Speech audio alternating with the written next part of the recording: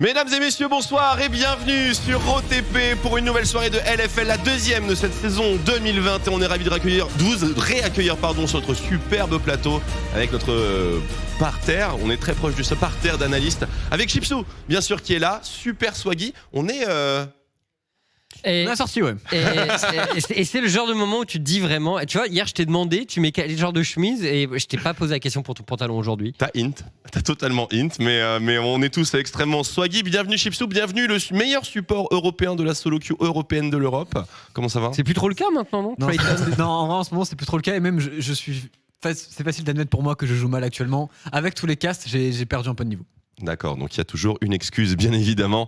On suivra ça, bien sûr, de très près. On verra si ta performance, bien sûr, est toujours là pour ce soir, parce qu'on a une énorme soirée, beaucoup d'affiches, donc on n'aimerait pas que tu nous les ruines, bien entendu. On repart sur ce qui s'est passé hier soir dans cette première journée folle de la Ligue française de League of Legends, car cette journée d'introduction est absolument fantastique. Le récap, bien sûr, pour vous remettre en condition avec les résultats à jour et bien entendu l'introduction de cette superbe saison printemps s'est faite avec le champion en titre, bien sûr, de 2020 face au LDLCOL. On était au cast de cette game et pour le coup, franchement, impressionné. Un no match, Misfit a été plus fort de A à Z. Il y a eu des erreurs, je pense on pourra un petit peu s'en vouloir du côté de LDLCOL, notamment Manati sur l'Invade où il allait un petit peu trop loin, très bien puni par Shlatan. Et derrière le snowball était juste parfait pour les Misfits qui répondent à ce fameux statut de favori. Bah ouais, ça a créé l'unanimité quasiment sur toute la conférence de presse. Homemade, c'est ce qu'il faut préciser, puisque toutes les équipes mettaient les Misfits minimum top 2. Chipsou, on a eu véritablement confirmation ici. Bah oui, honnêtement, pas vraiment de grosses erreurs de leur part. Par contre, ils ont capitalisé sur chaque erreur réalisée par LDLCOL. Et il y en a eu pas mal, notamment du côté de Manati en early game. On s'est mis un peu dans la sauce tout seul. Et ce match était bien sûr l'événement de la soirée, l'entrée en matière de la Karmine Corp face au Vitality B après moultes échanges sur les réseaux sociaux. Et quel match, quel early, quel mid, quel late et quelle fin, traitons. C'est incroyable que ça commence, ça ne pouvait pas être plus hype. Je pense que ça commence par un backdoor de Karmine Corp contre Vitality, ce qui est un move signature en plus pour eux. En plus c'est Saken aussi qui le fait avec Adam, les deux solaners qui ont vu l'opportunité grâce à Targamas, ce qu'on a compris de l'interview de Saken. Absolument. Et globalement la game, s'il y avait une game à voir, je pense que c'est celle-là parce qu'elle était vraiment folle et durant toute la game, ça pouvait balancer d'un côté ou de l'autre. Ouais, la folie pure, véritablement. Et bien sûr, les joueurs de l'AK Corp qui défient bien sûr le jeu des pronostics, puisque bien entendu, l'affiche ne donnait pas forcément hyper vainqueur, mais voilà, le soutien du Blue Ball, on l'imagine, a fait la différence. Troisième match de cette journée d'hier. On a un petit peu changé d'ambiance, mais on avait aussi accueilli une équipe qui joue le titre et qui a fait peau neuve, les Solari, contre Easy Dream de l'autre côté avec ton meilleur pote Viking, Chipsou. C'était pas l'early game le plus facile du côté de Solari, mais on a retrouvé cette tendance à dominer en mid-late. Quand même, pour moi, les deux joueurs qui sont le plus ressortis du lot, ce sont Scarlett et Asa qui ont vraiment assumé leur rôle de carry à fond. Ils ont été très bons en teamfight et Solari a semblé dominant à ce niveau, mais attention à l'early. Aussi, la performance de Leaf en teamfight est extrêmement lucide. Très bien, on va suivre justement ce soir pour les Solari qui a eu une affiche très intéressante qui les attend. Gamers Origin contre MCES bien sûr pas donné favori avec cette line-up, avec cette peau neuve qui met en avant bien sûr le talent brut et la jeunesse du côté des Gamers Origin.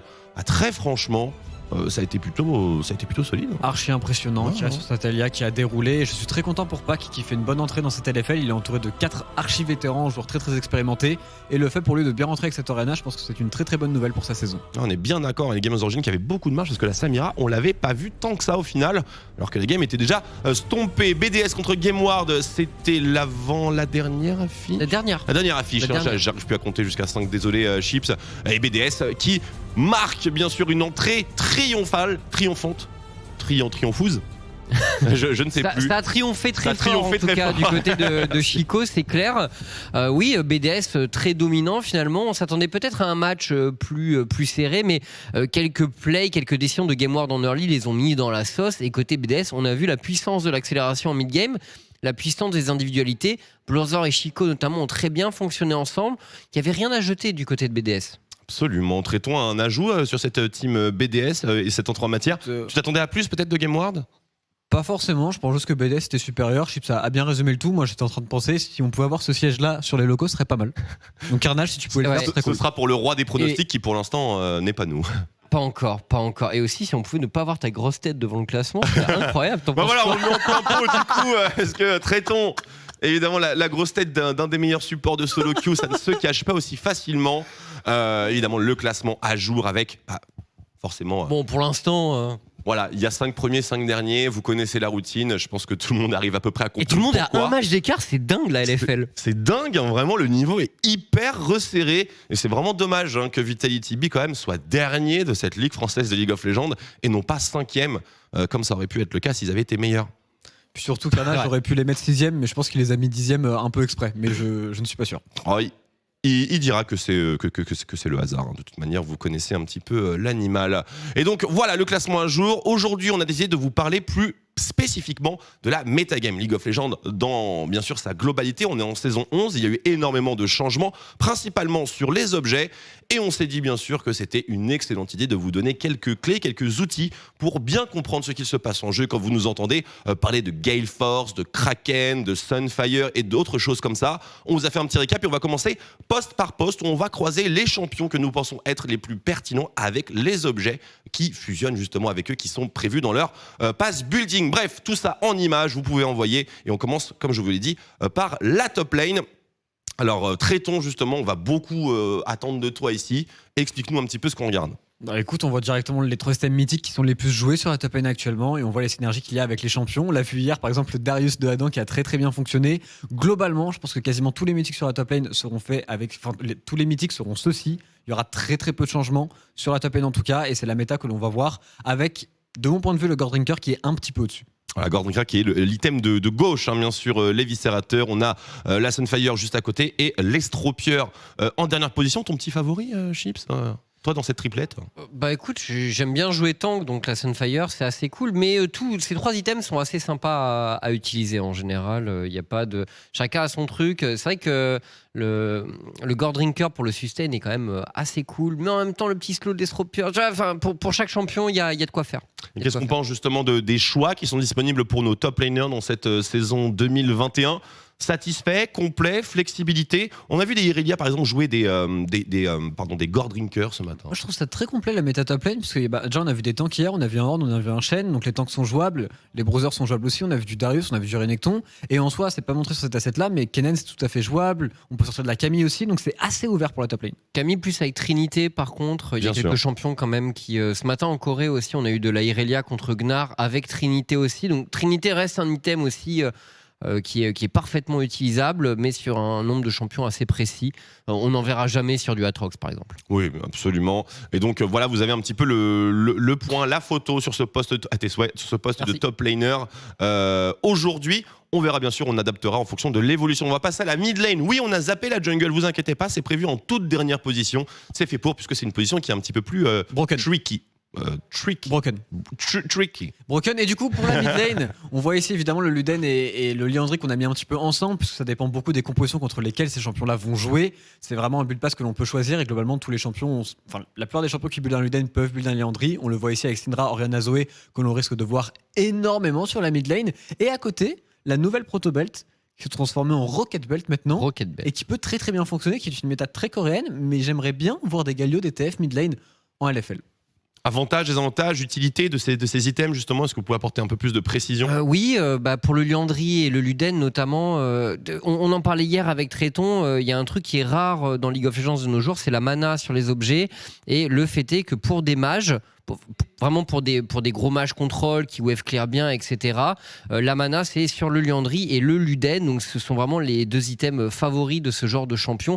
Effectivement, sur les champions qui veulent faire un peu plus de play et placer leur contrôle plus efficacement, la Rocket Belt est vraiment un très bon ajout. Il y a d'autres items comme la faucheuse qui est pas mal, mais c'est plus sur les assassins, on en voit un peu moins quand même sur ce genre de match. Par contre en solo queue, c'est un item que vous allez beaucoup croiser. Voilà, c'est important de vous préciser qu'on ne parle volontairement pas de tout ce qui est Eclipse, Draktar ou autre joyeuseté, puisque les Zed, les Katarina, on risque pas trop de les avoir dans l'univers compétitif, mais ce sont des choses qui bien évidemment existent. Autre précision aussi, Liandry, Luden, dégâts sur les tanks, dégâts un petit peu plus bursty, Exactement. mobilité, Oui. voilà, c'est quand même deux postulats assez différents. Et en ce qui concerne la proto, c'est surtout lorsqu'on a un hard CC qui a énormément de value, type Twisted Fate ou Galio, et qu'on a le besoin de le placer, parce que l'évolution entre la proto et la Rocket Belt, c'est la move speed quand même. La move speed, elle est insane et l'item est vraiment très très bon. Globalement, ça fuse, hein. Ça fuse et C'est même joué sur Akali. un peu. notamment Galio avec Predator sur la mid lane, ça peut très très bien fonctionner et c'est largement jouable actuellement. On est bien d'accord, donc le poste de mid laner aussi, beaucoup de profils, roamer, farmer, mage control, voire assassin. Et si on s'appelle Faker et qu'on a qu'un seul champion, il y a même Azir. On passe maintenant à l'ADC pour la suite de ses positions. D'ailleurs, il joue Zen en ce moment, Faker, tu verras un petit peu. Oui, on va vous te êtes montrer. compétitif, On va- oui, bien sûr. C'est qui a un skin de Z? Oui, bah écoute, C'est qui on prend le pari. C'est qui C'est pas moi en tout cas. Bref, le poste de bot laner, les AD carry, et c'est là que vous allez comprendre un petit peu ce qu'on voulait vous dire au niveau de la Gale Force, la force du vent, qui est définitivement l'objet numéro uno actuellement dans le metagame des bot laners. Mon cher Tréton, c'est ton poste de prédilection, bien sûr, puisque tu es l'esclave de ces AD carry, parle-nous-en. Il y a une coquille, ne faites pas Kraken sur Jhin. Ah oui, Faudrait- absolument. faudrait sortir Oui, du absolument. Non, Par hmm. contre, sur Aphelios, sur Lucian et sur Kaisa, les deux items sont totalement viables et sont extrêmement forts. Gale Force, forcément, ce petit boost de mobilité contre des assassins, contre des gros combos, ça peut toujours servir, ça vous économise un flash, ce qui est insane. en Donc ADC. un dash et une execute en dégâts magiques. Exactement. Très, C'est très important. monstrueusement broken. Et Kraken, en gros, vous êtes Vayne, puisque toutes les 3 auto-attaques, vous mettez beaucoup plus de dégâts au HP max, et c'est extrêmement, extrêmement fort. Ça fonctionne, encore une fois, faut s'adapter, un petit peu comme le Luden et le Liandry, dépendant de ce qu'il y a en face. D'accord. Et en ce qui concerne l'arc bouclier de l'immortel, un intérêt complètement différent sur des AD carry qui ont plus la fibre de la bataille. Ouais, le shield qui permet d'encaisser un gros burst, finalement, ça prend un peu la place du danseur fantôme de l'année Tout à dernière. fait. D'ailleurs, je suis sûr que plein de gens se sont fait avoir comme moi en début de saison en se disant je vais faire danseur fantôme et Tout tout. à Et fait. en fait, non, pas du tout. Ça va bien prendre. Et en plus de ça, vous avez un bonus de sustain quand vous proquez le bouclier. Donc, c'est pour un champion comme Samira qui aime bien aller dans la mêlée, qui prend beaucoup de dégâts, vous proquez l'ulti et là, c'est incroyable. Ouais, c'est une véritable masterclass. Et aussi, s'il y a beaucoup d'assassins dans vos games, l'arc bouclier, c'est une excellente option. Ça fonctionne très très bien. En général, c'est les short range. Il y a même Graves qui le prend dans la jungle, on en parlera plus tard, mais c'est les short range qui veulent tout le temps fight, qui le prennent, et on le voit bien ici avec Samira Kalista. D'ailleurs, Kalista, je me demande si on va pas un petit peu en voir en LFL, je pense que c'est possible. Je pense que c'est. Explique-toi. Pour Bah, le écoute, coup. Noah m'avait parlé d'un combo, et je l'ai pas fait, mais en y réfléchissant, je t'avoue que Kalista Rel, moi ça me chauffe. Parce que la grosse faiblesse de Rel, c'est La une fois que t'as mobile, utilisé ton engage, t'as plus rien et t'es vraiment à poil, mais avec un ultimate de Kalista, du coup, c'est peut-être super fort. Peut-être le retour du grand maître de la solo queue Tréton avec ce combo. Écoute, on peut plus duo Q parce que donc Riot m'a coupé un peu les vivres. Oh, je pense que t'es pas si loin du D1. Même, tu peux terroriser le D1. Oui, bah oui, super, on va jouer avec des noobs. Oh, très bien, très bien. N'hésitez pas à répondre à cet énergumène @Tréton, bien sûr, sur les réseaux sociaux. Avec un 0. Avec un 0. N'hésitez pas à unfollow, évidemment. On passe au poste de support. Et là, Tréton, j'espère que tu nous as préparé une masterclass parce que honnêtement, c'est un des postes sur lequel je ne pige rien. Mais il y a un item que j'aime beaucoup, c'est le bâton du flow. Bon, il est pas là, mais j'espère que tu nous en parleras tout à l'heure. Alors, le bâton du flow, c'est autre chose. Mais c'est vrai qu'en support, il n'y a pas beaucoup de range au final qui sont joués. C'est plus dans l'engage, à défaut de Bard et de Séraphine, qui peut d'ailleurs aussi être joué Moonstone. Mais globalement, on a voulu mettre le mode d'impérial parce qu'on voulait absolument inclure Maokai, qui est extrêmement fort actuellement. C'est un item qui fonctionne très très bien sur la ligue. Je pense que pour les 3 champions sur la gauche, limite, on aurait pu inclure Rel aussi. Et ces 3 champions, encore une fois, tu peux mettre du Solari, tu peux mettre du Shurelia, tu peux faire un petit peu ce que tu veux. Mais ces 2 items-là, globalement se complètent en bot lane et c'est vraiment par rapport à ton équipe, par rapport à ce qu'il y a en face, ce que tu veux faire, est-ce que tu veux tanker, est-ce que tu veux engage, est-ce que tu as besoin de move speed, de plutôt survivre en teamfight, et vous choisissez au final. Et honnêtement, les systèmes support sont assez broken. Mais une des grandes interrogations quand même sur ce changement de saison, c'est que avant tu pouvais tout faire. Tu pouvais avoir le Solari, tu pouvais avoir le Shuria, tu pouvais avoir le Michael, de cumuler un petit peu tout ça. Aujourd'hui, est-ce que tu as moins de possibilités? Tu as un arsenal moins vaste? En support, je pense qu'il y a un nerf induit dans le patch qui est que actuellement, quand tu stacks les items, c'est extrêmement fort avec les mythiques. Malheureusement, les supports, même quand ils sont très bien dans leur game, en game compétitive, c'est rare de voir un support à 3 items. Tu le vois quasiment jamais. Par contre, des carries à 3-4 items, ça arrive. Du coup, leur mythique vraiment snowball.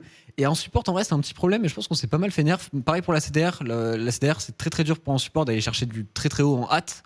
Alors qu'avant, t'arrivais à 45% très rapidement avec 2-3 items. Maintenant, c'est plus tout le cas. Donc en vrai, support sur les items, je pense qu'ils sont fait un petit peu nerf. Mais du coup, nos mythiques sont broken. Fair enough. Et pas de pierre de lune, la Moonstone. On pourrait la mettre, etc. avec Séraphine, mais en soi, les supports qui jouent Moonstone, on les voit pas. On voit pas de range, on voit pas de Karma, on voit pas de Séraphine. Pour le moment, c'est pas assez fort. Par contre, Moonstone, on l'a vu. Un autre poste. Ça s'exporte. Ça s'exporte effectivement et ça nous amène au dernier poste que nous allons analyser, le poste de jungler. Vous l'avez vu, vous l'avez certainement pas manqué. On a vu des Moonstones, on voit des bâtons des flots. Faut arrêter avec ça. Non, n'arrêtons pas. N'arrêtons pas. Bâtons du flot sur les Lilia et compagnie. Bref, l'arsenal est extrêmement vaste et j'ai l'impression que les junglers en fait. Ils piquent à tous les postes. En fait, c'est ça le problème des jungles. Pour moi, c'est ça la méta de jungle actuellement. C'est les 4 champions qu'on voit très souvent en plus. Il y en a aucun qui fait le même item. On est bien d'accord. Alors que d'habitude, en termes de lane, c'est plutôt t'as un item qui est broken, tout le monde le fait et c'est ça qui dicte la méta. Et ici, c'est 4 champions qui sont méga broken, qui ont des items en plus qui sont méga broken. Et du coup, la jungle t'en est marre.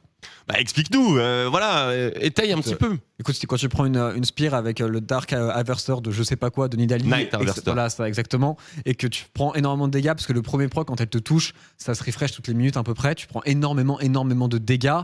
Sur Graves, tu as 2 stuffs qui sont extrêmement forts. Gale Force, tu vas l'assassiner très loin dans la backline, si tu veux un petit burst de dégâts, et le bouclier immortel broken, quand tu veux tout simplement sustain dans la mêlée et ne jamais mourir, puisque Graves est un champion extrêmement tanky en plus de faire beaucoup de dégâts. Derrière, Lilia est un champion actuellement. Talia est un champion actuellement extrêmement fort. Très bonne synergie avec les 2 items AP, un petit peu même stuff que les midlaners. Et enfin. Et tu vas nous parler un petit peu parce que on Lilia. ne comprend pas. Parce que nous sommes des gros nabs, mais on ne comprend pas pourquoi la Moonstone c'est fort sur Lilia. En fait, le problème, c'est qu'il y a un mec qui s'appelle LS, qui d'ailleurs nous a répondu sur les réseaux sociaux, bonjour à toi, Yo, mon ref. qui a popularisé un stuff qui est horrible, qui est Moonstone plus bâton du flow. Donc Moonstone, quand tu fais des dégâts, tu vas heal tes teammates à côté, en gros, pour faire simple. Le truc, c'est que à chaque fois que tu heal avec le bâton du flow, tu gagnes de la move speed et tu fais gagner de la move speed au mec que tu as heal. Ce qui est extrêmement fort sur Lilia, et c'est le combo que beaucoup de gens ont fait en LFL hier, mais pour 4 Lilia joués, 4 lose. 4 lose, absolument, c'est tout à fait vrai. C'est une stat qui est sortie hier et d'ailleurs on a d'autres stats dont on va pouvoir vous parler durant le cast cette fois-ci. Mais effectivement, Lilia qui n'a pas un gros taux de succès pour le coup. Tu l'expliques comment ça ? Je pense qu'elle a été un petit peu trop forcée dans certaines drafts. Et globalement, le champion est tellement vu actuellement que c'est un champion que tu peux pas mal attendre. Et si tu ne gangs pas et si tu ne snowball pas sur des escarmouches en early game, ça fonctionne pas très bien. Et on l'a vu hier, les early game sont calmes globalement. Il n'y a pas assez de fight. Là où du côté de Talia, du côté de Graves, tu fais que de farmer. En mid-game, t'es un putain de monstre. Chipso ? Ouais, je rejoindrai ton. Et puis Lilia, le truc, c'est que du coup, tout ça nous amène aux situations de teamfight. En teamfight, ça peut être un bon champion, mais le problème, c'est qu'elle a souvent besoin de son flash quand même pour utiliser son R de façon opti. Et dans ce genre de cas, c'est vrai que ça peut être hyper clutch. On en a eu des beaux hier. On a eu des super ultis de Lilia en teamfight. Mais effectivement, en définitive, ça gagne pas. Je pense que le champion reste très fort. Pourtant, je n'aime pas le pic, mais je pense que ça reste très fort. Et on va voir, peut-être que des équipes sauront mieux snowball leur league game avec. Encore une fois, c'est les premiers matchs compétitifs, donc ça va se régler. Ça va s'affiner le gameplay des équipes. Moi, de mon point de vue, il y a ce côté où Lilia est un chouïa plus situationnel. Il faut quand même attendre un petit peu de voir la compo en face. Là où Graves et Talia, quoi qu'il arrive, si tu as un de ces 2 champions-là, tu es forcément heureux. Bien, merci pour toutes ces précisions. Juste un dernier point que j'aurais aimé aborder pour conclure. On a vu une majorité de junglers AP. Il y en a des AD ou pas quand même ? À part Graves. À part Graves, oui, il y en a certainement. Il y a même des tanks qui sont jouables en jungle. Olaf est très fort. Olaf, on l'a pas mis là, mais quand même, c'est un champion de choix avec le Gore Drinker, donc l'item de la top lane dont on vous parlait au début. Qui le permet seul qu'ils n'avaient pas volé jusque-là. Tout à fait. Il y a aussi Rek'Sai qui est relativement jouable avec encore un autre item dont je ne connais pas le nom, mais tu sais qui fait le dash. Roller Claw. Exactement. Et par exemple, ça a été ban pour Viking. Jarvan aussi, pourquoi pas, est jouable en jungle. Mais globalement, pour moi, c'est ces 4 champions-là qui vont être beaucoup vus. Et Olaf devrait être permaban au vu de ce qui s'est passé hier. De toute manière, mesdames et messieurs, ce soir, nous aurons un jungler compétent sur le plateau, puisque Marex sera avec nous pour tout le commentary. Donc, on pourra lui poser des questions et avoir des réponses vraies. Et je rajouterai même Panthéon au passage en jungle, qui est aussi très très fort. C'est vrai, le champion est fort tout court parce qu'il est hyper flexible et c'est vrai qu'en jungle, il y a des ligues où on le voit pas mal, notamment en Chine, je crois. En Chine, ils aiment bien. le Un peu en Europe, on avait vu Arthur notamment jouer ce Panthéon jungle. qui était fort prometteur. On termine avec d'autres objets qu'on n'a pas forcément répertoriés dans les assets précédentes, mais des objets extra, traitons, c'est bien ça? Tout simplement, on a parlé des mythiques avant, les mythiques de chaque poste, et là on va parler un peu de mythiques avec la Trinité, mais globalement on essaie d'élargir un petit peu et de voir d'autres items que l'on devrait beaucoup voir. Eclipse, pourquoi pas qu'il y ait aussi un mythique, mais surtout, en fait on a que des mythiques. On l'a vu sur le Jace On hier. a trollé en fait. On l'a vu sur le Jace de Chico hier. Débrouillez-vous. On a vu Tant qu'il y sur a le ça, je Jace- parle pas. On a vu sur le Jace effectivement de Chico, on a vu aussi la Turbo Chem Tank sur un Udyr Jungle joué ce matin même, Chips. Oui, complètement en Corée, c'était du délire, mais je pense que cet item, faut surtout s'attendre à le voir sur Skarner potentiellement. Si on voit des Skarners, c'est un très bon objet. Il se partage en général avec le Gordrinker. La Trinité sur les champions type Camille, Irelia et Karim aussi dans la jungle. Et le Rift Breaker, le Riftmaker, je pense. casseur de failles, bref, surtout sur Mordekaiser et Akali. Akali et Permaban, bien entendu, Ouais. donc ça ne change absolument rien. Mais voilà, des mentions honorables, puisque ce sont des objets qu'on peut véritablement croiser sur la faille. Et ça faudrait zoomer sur lui, c'est vraiment un plan absolument incroyable. Mais voilà, il y a bien d'autres objets, mais on se réserve bien sûr un autre timing pour pouvoir vous en parler, comme par exemple le famoso bâton du flow ou les autres items qui nous semblent extrêmement importants. Tu te rends compte qu'il y a 2 murs entre Carnage et moi, et depuis qu'il met sous ta bouche, je l'entends rigoler d'ici quand même. C'est extrêmement grave. Il est fier de son coup, mais en même temps, comment tu as réagi quand Fieux t'as quand même T'as pulvérisé. t'as quand même remballé sèchement? J'ai eu 2 réactions. La première, j'étais en PLS. La seconde, elle m'a follow au même timing. Du coup, j'étais là, c'est pas si mal. Elle est gentille, Fieux, donc elle sait taunt aussi quand il faut. Et elle a raison, il faut taunt un peu. Un ta bouche à 3K like, je pense qu'elle s'est mis bien, clairement. Elle a vu que tu étais un bon client, j'ai hâte de voir ce que ça promet justement pour la suite de la saison. En tout cas, on ne manquera pas de lui faciliter la tâche, tu peux compter là-dessus, on lui dira un petit peu où appuyer. ce sera notre mojo. Merci pour toutes ces précisions, messieurs. Voilà le point méta qu'on voulait vous faire aujourd'hui. On espère que vous avez quelques éléments supplémentaires pour aider à votre compréhension, puisqu'on a vu que, étant donné que vous étiez extrêmement nombreux et nombreuses, il y en avait forcément qui, des fois, captaient pas tout ce qui se passait. Donc voilà, c'était notre initiative. On passe maintenant à l'agenda de la journée, puisqu'on a des affiches, les amis, c'est une masterclass. Allez, on l'affiche. Dans la seconde, Solari contre GameWard, ce sera notre match d'introduction. On enchaînera avec BTS contre Vitality B. Misfits première contre K-Corp, ça c'est le banger absolu. 21h, mesdames et messieurs, ne le loupez sous aucun prétexte. Gamers Origin LDLCOL, match de folie aussi. Huge, hein. Et Easy Dream MCES, match également très important, puisqu'il s'agit de 2 équipes qui ont fait de sacrés paris pour cette saison. Et donc, notamment, je pense à MCES, qui a l'occasion d'affronter un des adversaires les plus accessibles, peut-être, durant cette saison. Oui, et puis comme on l'avait vu pendant la conférence de presse, il y a eu quelques pics qui ont été envoyés entre ces 2 équipes, puisqu'elles occupent toutes les 2 une position assez sudiste. Oui, c'est vrai. Sur la carte de la Marseille, France. c'est ça? Ouais, exactement. Donc voilà, il y a une petite rivalité à ce niveau. D'ailleurs, les Easy Dream ont sorti une petite affiche type de film où ils réclament la propriété du Sud.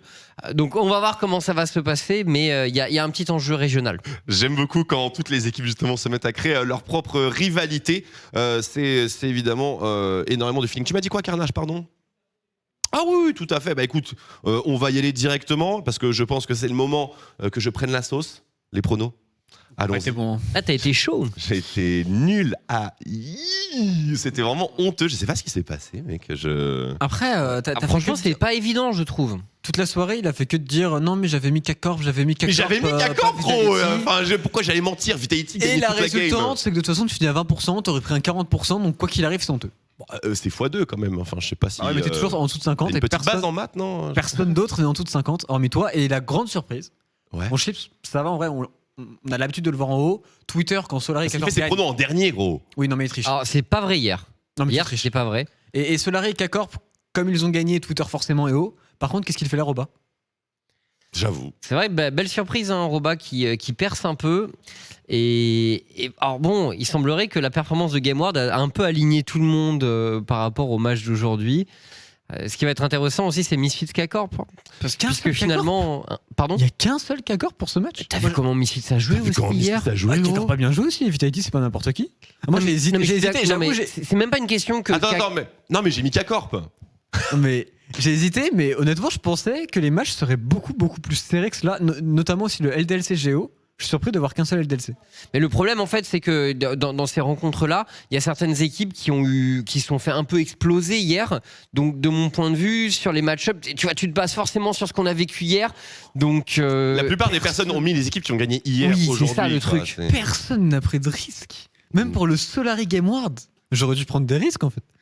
J'en ai pas pris. Je me suis posé la question. Ouais, tu vois, parce que je vote en dernier. D'habitude, je fais justement le contraire de tout le monde pour essayer de grappiller des points. Là, je l'ai pas fait parce que je sais pas. J'ai vu un Solary solide et Game Award hier m'ont pas. Il y a des trucs qui m'ont pas mal gêné dans leur jeu. Donc j'attends de voir. Mais honnêtement, il y a qu'un match de référence pour chaque équipe, donc c'est pas beaucoup. Oui, si ça se trouve, tout va changer aujourd'hui. Ça ne donne absolument rien. J'aimerais bien que tout change aujourd'hui. Mais de toute manière, si je refais une journée à 20%, je partirai du postulat que je fais une saison où j'essaie d'avoir le plus petit win rate possible. Et je me défendrai de cela de cette manière. Qu'est-ce que t'en penserais, toi ? C'est une honte. J'essaie d'être le pronostiqueur le plus pété. C'est une mentalité de loser jusqu'au bout. Écoute, ça vient avec l'expérience et l'autodérision. Ça vient avec le platine. Ça vient avec... Oh, putain, enfoiré, je vais te massacrer ce soir. T'es mort. T'es complètement mort. Là, pour l'instant, j'ai du travail, mais crois-moi, je ne t'oublie pas. Messieurs, un dernier point pour l'arrivée de cette seconde journée. On tenait bien sûr à prendre quelques secondes pour remercier le superbe élan communautaire qu'on a eu l'occasion de subir de plein fouet, utiliser un bon terme qui est qu'on a été soufflé un petit peu par ce qui s'est passé hier soir. Complètement, il y avait énormément de monde et il y a plein de raisons à ça, bien sûr, mais en tout cas, ce qui fait plaisir, c'est que vous étiez super nombreux pour suivre la Ligue française de League of Legends et on espère que ça va continuer parce qu'il y a du spectacle, les joueurs en interview se lâchent, les équipes communiquent beaucoup, il y a énormément d'interactions, donc voilà, honnêtement, c'est plutôt la folie et on a tous envie de surfer cette très grosse vague et de kiffer. Et n'hésitez surtout pas à aller follow. Déjà, on va mettre à chaque fois les liens Twitter dans les interviews. Donc les joueurs, s'il vous plaît, allez les follow sur Twitter, etc., sur les réseaux, envoyez-leur des messages, etc. C'est très très important pour que l'écosystème soit sain. Si les joueurs peuvent avoir un maximum de support, pareil pour le LEC. Quand on va avoir des Jésus, des VTO qui viennent de la scène française, qui vont commencer à jouer, on compte sur vous aussi. Et c'est extrêmement important. Tous ces joueurs sont archi passionnés. Et pour embraser cette passion, c'est bien d'avoir beaucoup de support. C'est beau ce que tu dis, mais j'oublie pas que t'es une raclure et je vais te massacrer tout à l'heure. Non mais vraiment, allez follow les joueurs sur Twitter, etc. Allez les follow tous. Globalement, c'est des bons pairs. Oui, voilà, c'est très important puisque actuellement, nous avons les yeux de la scène League of Legends pointés sur nous, sur vous, sur les équipes, sur nous aussi, sur notre tenue, sur nos pantalons assortis. Et donc, du coup, on a peut-être l'occasion de faire quelque chose d'assez ouf à moyen, à long terme, des partenariats qu'on n'aurait pas pu envisager auparavant. Bref, tout ce qui se passe n'amènera que du bon. Donc, encore une fois, voilà, d'immenses remerciements. Oui, Chips ? Peut-être qu'on pourra même avoir des mots positifs de Cucus. Je ne pense pas. Non. Je ne pense pas. On verra. Si j'achète un petit pack de jupes, à mon avis, pour le mettre bien. Mais ouais, bah écoute, je sais pas si on pourra changer ça. Tout de même, beaucoup s'y sont essayés et beaucoup ont échoué. Voilà, on l'embrasse bien sûr, Narcus. Hein. Tout ça, c'est que de l'amour, même si aujourd'hui, je préfère le compte Narcusbot que Narcus. Je dois t'avouer qu'il me fait plus rire. Voilà, mesdames et messieurs, c'est tout pour les scuds. On va maintenant passer au petit break et le match d'introduction dans quelques minutes. Solary contre GameWard, banger absolu. On se donne rendez-vous d'ici 5, 6, 7 minutes. Pas grand-chose sur OTP LOL, bien sûr, pour la seconde journée de la LFL Spring Split 2021. À tout de suite.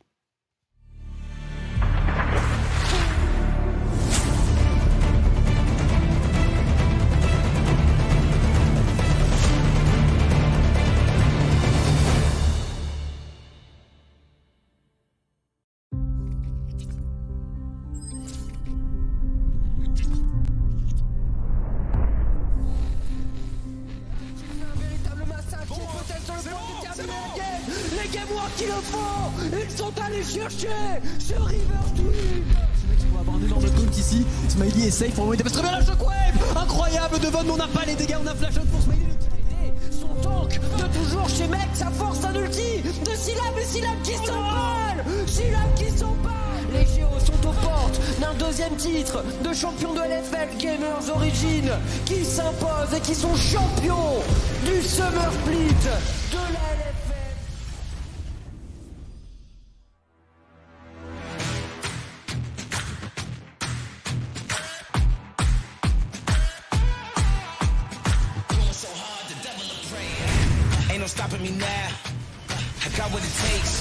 Et il arrive à prendre le meilleur sur son adversaire direct. Taken qui montre quel calibre il est.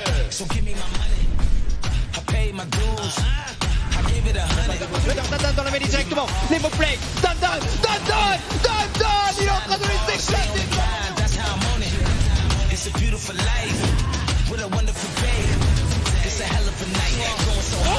Le one-shot de Silène. Et il est seul sur les il n'y a personne pour le focus. Color se retrouve abandonné par son équipe. Triple kill de Silène.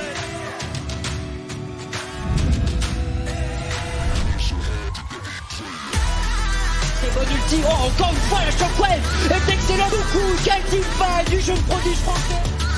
Sur un contre Incroyable. Un Sleepy. Quel alpha. Manati.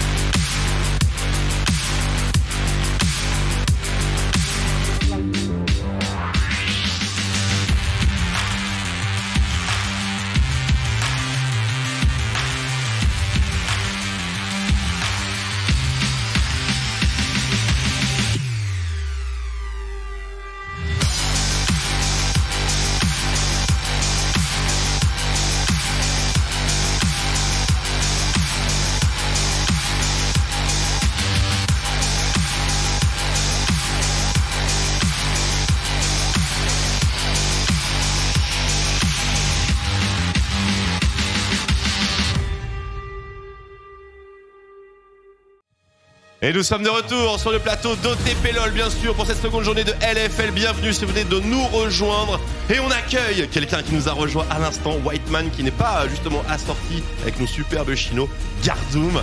Bienvenue Gardoum, on est ravis de t'accueillir sur ce plateau. Comment tu te portes ? Eh ben écoute, ça va super, ça me fait super plaisir d'être sur la FL comme d'hab. Enfin, la scène française, c'est un petit peu mon petit bébé depuis des années. Et cette année, c'est tellement incroyable. Il suffit de voir les chiffres d'hier soir. Absolument, et c'est vrai. Et justement, qu'est-ce que t'en as pensé de cet engouement ? Parce que toi, t'es un aficionado de la scène française, par exemple, pour donner un petit peu de contexte, mais tout ce qui est BDS, K-Corp, toi, tu les as connus tout petit. Donc voilà, est-ce que tu te sens un petit peu comme un papa tout fier ? Bon, c'est un petit peu ça, tu vois. Tu les vois grandir, tu te dis les teams, est-ce qu'elles vont perf ou pas ? Notamment K-Corp, évidemment, à partir du moment où c'est arrivé en mode Kameto Corp dans la Div 2 déjà. Niveau reach, ça s'est senti, beaucoup plus de hype derrière. Et BDS, ça a été l'équipe toute l'année. Personne ne savait d'où ils sortaient, ni rien. La structure qui pop en D2, qui arrive en LFL, qui marche bien. Et tout le monde de la D2, c'était une équipe qui restait stable. Tu sais, t'as des équipes qui pop off d'un seul coup et tout. BDS, c'était stable en haut de tableau tout le long de la Div. Bah écoute, ils ont mérité, ils ont pour le coup remporté la Div 2 et donc largement mérité leur place au plus haut niveau français, parce que c'est vrai qu'on peut se targuer de ce genre de répute maintenant. Le match qui arrive dans quelques instants, Solary contre GameWorld. Le match d'hier, featurant les GameWorld, bien sûr, a été couronné d'une défaite. C'était contre les Gamers Origins, mon cher Tréton, malgré toute la rivalité qu'il avait pu y avoir. Avec tout au mid. Et du coup, du côté de Solary, ça a aussi très très bien joué, notamment Scarlett. Et je suis extrêmement curieux de voir la mid lane avec Toucouille, du coup, qui va devoir affronter Scarlett maintenant, à voir qui est vraiment le boss de la mid lane en France. Qu'est-ce qui a fait le succès particulièrement de Solary ? Parce que bien sûr, on a beaucoup encensé les deux solo laners qui ont été recrutés au sein de l'équipe, enfin les deux carries, recrutés au sein de l'équipe, Scarlett, Asa. Est-ce que il y a quand même la recette, la patte Joko Steelback qui influence tout ça ? Je sais pas qui fait les calls, mais en tout cas, il les a très très bien fait. Je sais que Asa, de ce que j'ai compris, est assez présent dans la com. Vraiment, il est vocal, c'est ce que nous disait Steelback. C'est ce que disait Steelback, justement. Et globalement, en termes de mid-game, je les ai trouvés super forts sur les objectifs. À chaque fois, ils étaient présents au bon timing, au bon moment. Et du coup, ils prenaient de très bons teamfights. Donc pour moi, c'était la force majeure de Solary, un petit peu comme l'an dernier. Et ton petit take à toi, Gardoum, tu es assez habitué justement à voir un petit peu comment les équipes régionales abordent la metagame, puisque tu es notamment sur la ligue chinoise. La comparaison LFL-LPL, est-ce qu'elle existe ? Est-ce qu'il y a des similarités ? Il y en a quelques-unes, mais pas pour toutes les équipes vraiment. En LPL, en fait, les équipes haut de tableau sont en mode on gagne les lanes, on détruit la game. Vraiment, ça enchaîne tout plutôt pas mal. Et les équipes plutôt milieu de bas de tableau qui vont être un petit peu plus lentes, vraiment, parce que t'as pas cette maîtrise du snowball. Et là, du côté des Solary, ce qui est drôle, c'est que l'early, c'était pas super bien passé au début de la partie. Ils Complètement. ont commencé, c'était au niveau du deuxième dragon, je crois, à gagner les teamfights. Et c'est à partir de là, il y a eu Asa qui était à 2-0 et ça a enchaîné. C'était vraiment un teamfight où ils ont commencé à step up. C'est vrai que les early games n'étaient pas les plus agressives hier soir. On estime que ça devrait changer dès aujourd'hui. On est parti dans la draft, bien sûr, pendant que Chips et Marek se préparent leur jolie voix pour vous commenter cette superbe affiche. Renekton et Karim, Panthéon de retirer côté Game World. Olaf, Jax, Talia. Pas forcément tous les bans qu'on est habitué de voir entre temps. Oh, quand même, on En retrouve. gros, il y a un Jax. Oui, il y a un Jax, ok, mais on retrouve du Olaf, du Talia, et ça, je pense que c'est à peu près obligatoire. Et Toucouille qui part sur un first pick Akali, à moins que ce soit à top lane, ça peut encore être flexable, mais tout de même, Elle a pas été ban, la Kali. elle a pas été ban, mais c'est pas le champion que tu vois sur Toucouille. C'est vrai. C'est vrai, tu marques un point. C'est vrai que du coup, il nous a pas donné de petites super Akali pour l'instant. Bah, on se disait qu'à la base c'était une méta de match control, beaucoup Oriana, Syndra, Victor, tout ça, donc ça allait être sa méta. Maintenant, tout coup, il sauce quelqu'un qui veut step up toujours, donc ça m'étonnerait pas qu'il ait un petit peu train des pics du genre. Alors, ce Puis qui c'est craqué aussi. faut faire gaffe, c'est il y a le côté craqué, mais genre en Chine il y en a eu une, tout le reste est full ban, elle a pas marché. Elle va marcher. C'est un peu comme Lilia justement qui est actuellement à 0% de win rate en Ligue française, 0,4 pour être précis. Donc forcément ça ne rassure pas tous les fans Solari, mais elle sera accompagnée d'un Jhin pour le moment. Bon, une bonne base. Une très bonne base, deuxième Jhin pour Asa, ça va être un pic de confort du coup pour lui, ça a très très bien fonctionné hier, pourquoi pas refaire la même chose aujourd'hui. Lulex avec une Nida. Alors bien sûr, il l'a rodé cette Nida anciennement dans sa carrière. Aujourd'hui, est-ce que tu penses que c'est une bonne idée? Hier, il s'était un petit peu pris un mur avec sa Lilia. Ça fait vraiment 2 ans que c'est son pic de référence en solo queue. En tout cas, c'est sur le pic sur lequel il m'impressionne le plus avec son pseudo Francis Ngannou. Par contre, Nidalee, Akali, en termes de mid-jungle, je suis vraiment pas fan. C'est éclaté, ouais, je pense. Donc, je me dis que cette Akali va peut-être partir sur le top side. Très bien, ça peut être une bonne piste à couvrir, puisque j'imagine qu'on se rappelle de la game d'hier jouée par les Solari avec le fameux Shen et Karim. On se dit que Hailey va peut-être avoir une posture un petit peu plus défensive et donc du coup pourrait très bien se faire cartoucher par une Akali par exemple. Il y a des options, après Elif comme ils ont le last pick, un peu comme hier finalement, je me demande s'ils ne voudraient pas partir ici avec un counter justement au niveau du top. Ça pourrait être vachement sympa. Enfin, j'aime beaucoup m'avoir Elif sur les carries, il est très très fort dessus. Après, il sait très bien jouer Weakside aussi. Ça, c'est une des grandes forces du joueur parce que c'est un jeune joueur qui sait et jouer carry et jouer Weakside. Et c'est rare chez les joueurs un petit peu récents. Oui. Scarlett qui sera sur un nouveau match contrôle aujourd'hui, pas son superbe victor auquel on a eu droit, mais voilà, une Oriana dans un match-up éventuel contre Akali, on est inquiet ou pas? Normalement, c'est fine, c'est un match-up assez skillé, dominé par Oriana en termes de push, mais qui peut se faire all-in très très vite, donc je pense que c'est assez even. Moi, ce que j'adorerais voir, c'est un Lucien de Toucouille, parce que je sais qu'il a été très bon dessus à l'entrée de la LFL déjà l'année passée. Pourquoi pas encore? Après, bon, est-ce que Irrelevant est capable de jouer à Kali? Je sais que le joueur est connu pour être très très agressif en solo queue, c'est Gob qui m'en parlait, et c'est vraiment un laner qui aime jouer de la Irelia, qui aime jouer de l'avant et qui aime solo kill. Mon type de joueur. Ban de Poppy du côté Game World, comment on l'explique ce petit ban? Est-ce qu'il est target? Je sais qu'il existe des Poppy jungle actuellement, un petit peu à gauche à droite, mais bon, a priori, on a une Lilia, donc c'est pas du tout une option. Il y a un univers où c'est peut-être support? Même top en vrai, le truc c'est que ça peut gérer, vu que là ça va potentiellement être une top lane en blind du côté des Game World, ça gère bien les Horns par exemple qui peuvent très bien être blind souvent, ça gère le reste de la team parce que Alistar pas de dash, c'est un peu rec, Nidalee pareil, Akali pareil, du coup la Poppy aurait pu être un bon choix en counter potentiel du côté des Solari et ils veulent peut-être éviter de prendre des risques. C'est vrai qu'il y avait beaucoup de dash. Et là, on se retrouve avec Jax, Poppy par exemple de ban, Renekton aussi, Camille est open. Et Ça, avec 3 des counters qui sont retirés, il y a quasiment plus que Fiora. elle doit être Techniquement, pick frame 1. Exactement, tu as une Camille extrêmement gratuite ici. Mais dans un éventuel match-up contre Akali, est-ce que c'est toujours aussi gratuit? Je pense que c'est ce qu'il est. Je pense vraiment que c'est ce qu'il skillé. est pour le coup. Enfin, attention, c'est 2 champions qui sont assez skillés, même si on peut débattre sur le fait que c'est 2 champions qui sont assez broken. Et surtout, Camille avec Galio, ça me plairait beaucoup pour Solari. Complètement, mais on va se garder ça jusqu'au last pick, visiblement, puisque Steelback a pris la priorité voilà, sur son Galio support. J'aime beaucoup Steelback sur ce champion. Oui, c'est l'un de ses meilleurs champions, il est très très fort. Par contre, le Atrox, je suis pas forcément fan, puisque Camille est un champion qui est largement ok contre, et ça le laisse ouvert à Solari qui a une draft qui accueille parfaitement la Camille. Ouais, c'est du top Oméga Giga top tier. Et pour terminer, le poste d'Adekari qui sera occupé avec la Kalista, le Kalistar, le combo complet. Non, finalement, un Aphelios. 5 secondes, on attend, on est patient. C'est un Aphelios qui est validé ici, un Aphelios, donc sans aucun outil de repositionnement. Face à un Galio, face à une Lilia, face à une Shockwave, face à une Camille qui arrive dans 5, 4. Bon, allez les gars. Raté. What? Ah, Wukong. Est-ce Ok. que ça s'explique? par quelque chose de... T'es un peu plus pertinent. confortable en teamfight global qu'une Camille, parce que Camille c'est vraiment du catch and kill pour une personne, donc là typiquement le Aphelios. Mais l'avantage du Wukong c'est que tu vas pouvoir bien setup ton Galio et ta Orianna un peu plus facilement et vraiment regrouper les gens, parce que Camille pensait que ça les éclate, ce qui avec Orianna n'est pas toujours facile à gérer. Est-ce que ce serait pas un petit hidden OP aussi, le bon Wukong? Moi je parle Tu plus vois pas que ça pour moi c'est plus un comfort pick du côté de Elif, ou peut-être qu'il a pas forcément la meilleure Camille. C'est vrai que c'est pas un champion sur lequel on l'a beaucoup vu, mais pour moi Camille avec Galio en termes de draft, C'était la meilleure. Solari, C'était le meilleur tu pick, te mets hein. super bien, surtout que Camille c'est un champion qui fait très très peur à Nidalee, qui peut faire très très peur à Akali si jamais tu vas un petit peu trop loin hors de ton shroud en teamfight, tu te fais punir instantanément. Mais bon, Wukong pour aller chercher Aphelios avec une Orianna, ça reste un très bon combo teamfight, donc la draft Solari est très bonne.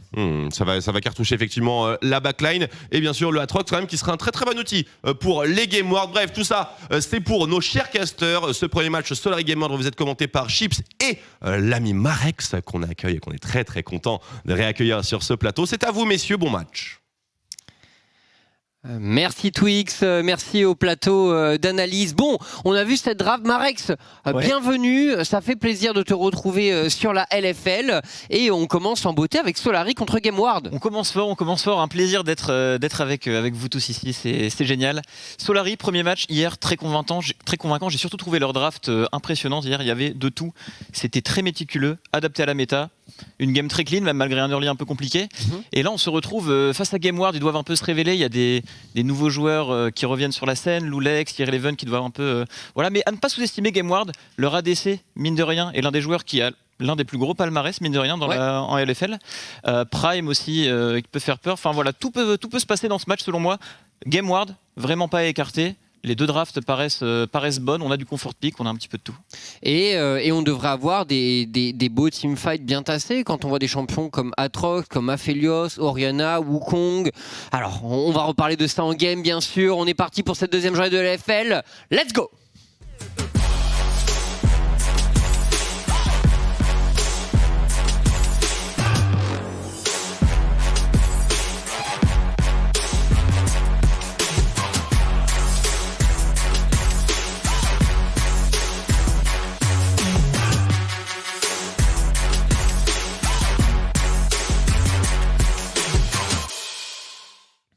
Et nous sommes lancés donc Solari contre GameWard. Les GameWard, comme vous le voyez, qui ont perdu leur premier match hier.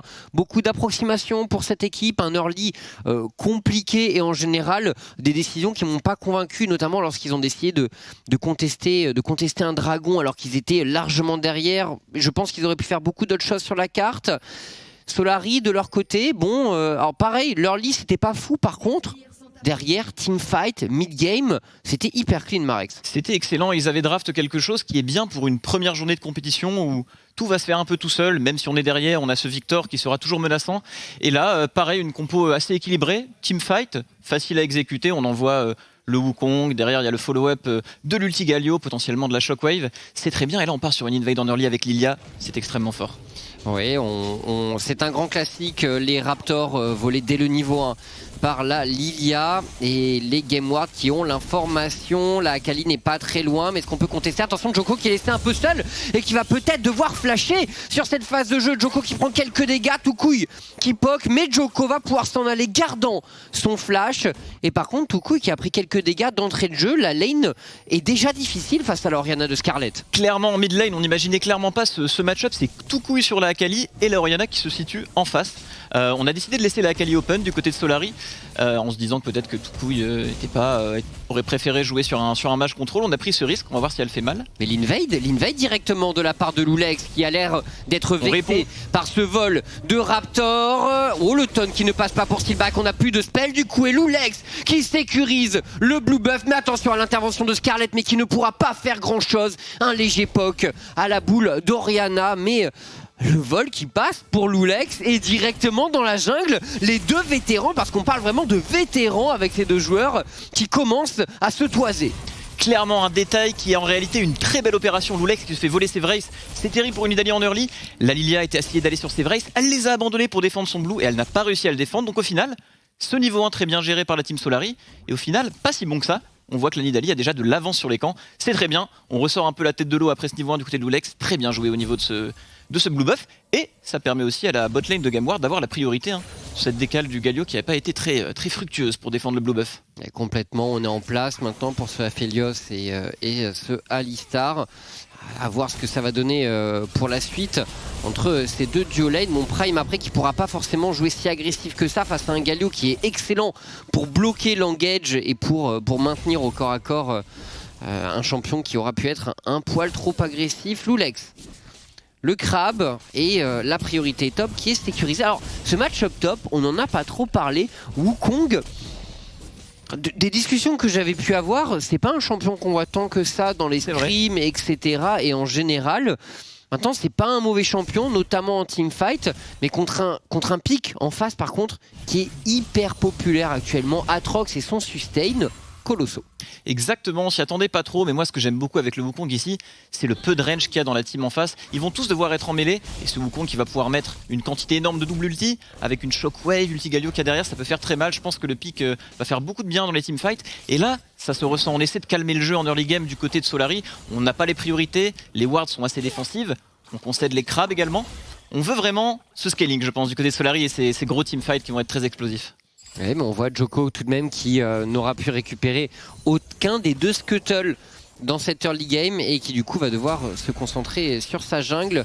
Le fait qu'il ait dû abandonner ses raptors pour aller à son bleu, ça lui a fait perdre énormément de rythme dans sa jungle, mais il va décider peut-être de reprendre les choses en main sur la top lane. Elif qui agresse sur Irrelevant et la graine qui ne touchera pas. On est prudent pour Irrelevant qui hier a vécu des moments difficiles avec son Gnar. C'est exact. C'est exact, ce genre de joueur un peu nouveau dans la ligue, on aurait aimé qu'ils aient un peu plus de réussite pour leur premier match. J'espère que là il aura, même s'il ne gagne pas, au moins une belle game de son côté. Et là on voit l'écart qui se dessine en jungle. Déjà 3 camps d'avance du côté de Loulex. On canalise un petit back. C'est un niveau d'avance qui est en train de se dessiner du côté des jungle Gameward. Ça fait plaisir pour ce joueur qui a lui aussi besoin de prendre ses marques, se mettre en confiance dans cette ligue. La TP qui a été utilisée du côté de Scarlet. Toukou qui va rapidement répondre. Ah, le cancel, ça n'a l'air de rien, mais ça peut compter. Oui. Est-ce qu'on va pouvoir en faire quelque chose du côté de Scarlet qui décide de freeze sa lane? Très bien, on va obliger la Akali à avancer, peut-être pour un passage de Djoko ou un roaming de Steelback également. Galio, un bon champion pour gank une Akali qui, même si elle utilise sa smoke, finalement peut être contrôlée par le taunt.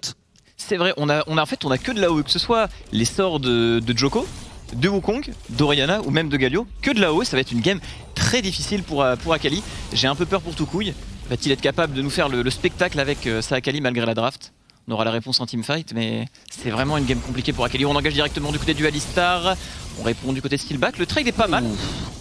Ça répond bien Galio, ça répond très très bien. Il a eu le réflexe directement d'utiliser son taunt et de faire proc son aftershock. Du coup le trade a plutôt été positif pour les Solari. Mais on voit tout de même que la priorité reste en faveur de Elam et de son Aphelios. C'est exact, ça tient néanmoins au niveau du farm du côté de Solari, on s'en sort pas trop mal. Et regardez, il n'y a pas encore eu de reset du côté de Irrelevant. On l'engage directement à ça qui a ses low HP, on cover avec le Galio, ça ne touchera pas. On sent quand même une certaine domination du côté de la botlane Gameward.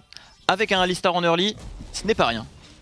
Ouais, complètement, c'est pas censé précis, c'est pas censé être le meilleur champion du jeu Alistar sur la botlane. Clairement. Et c'est vrai que depuis tout à l'heure, on voit une énorme priorité et une duo lane Gameward qui est en permanence quasiment sous la tour des Solari. D'ailleurs, ça pourrait peut-être appeler un gank à un moment quand même, Steelback a son flash.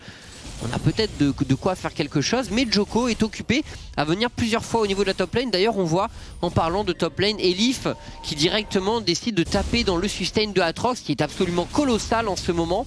On en parlait, mais il devrait faire le Gore Drinker, les Viscérateurs, hein, qui est l'item qui permet de sustain. Et c'est vrai que Aatrox, dans ces conditions, c'est extrêmement pénible. Ça dure hyper longtemps en teamfight. Donc on peut comprendre pour son duel que Elif ait besoin d'un peu d'anti-sustain. C'est clair, la game, on se regarde des deux côtés, je ressens beaucoup de discipline des deux côtés. On essaye de jouer ça clean, de mettre en place son jeu.